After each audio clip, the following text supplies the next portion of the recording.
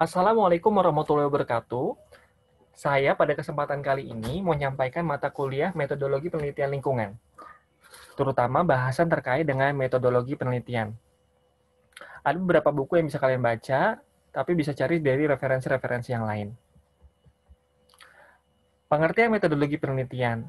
Metode penelitian adalah ilmu mengenai jalan yang dilewati untuk mencapai pemahaman.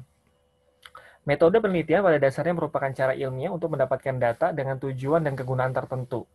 Jadi, kita mau cari data dengan metode yang kita gunakan.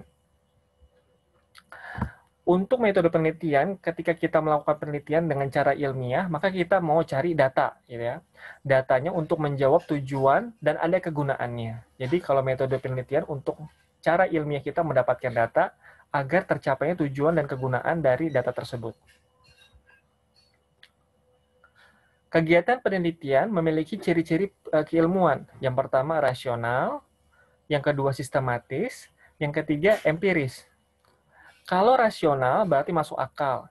Kalau sistematis maka dia berurutan dari A, B, C sampai Z.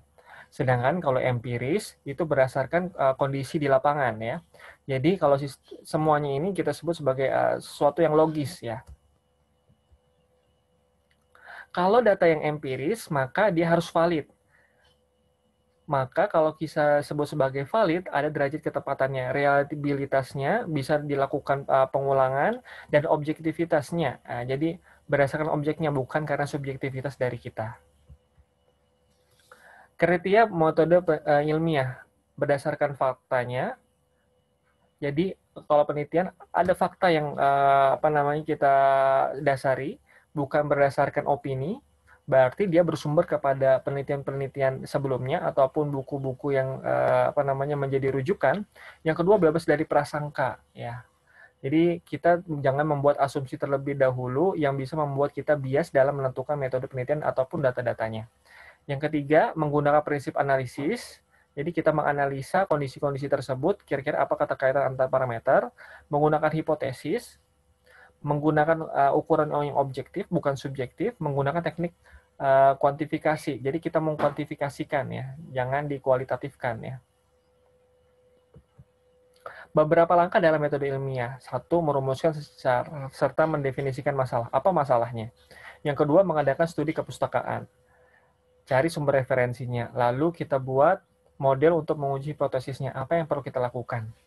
Lalu kita kumpulkan data, susun, analisis, dan berikan interpretasi dari datanya, membuat generasi dan kesimpulan, dan akhirnya kita bisa melaporkan penelitian kita dalam laporan ilmiah.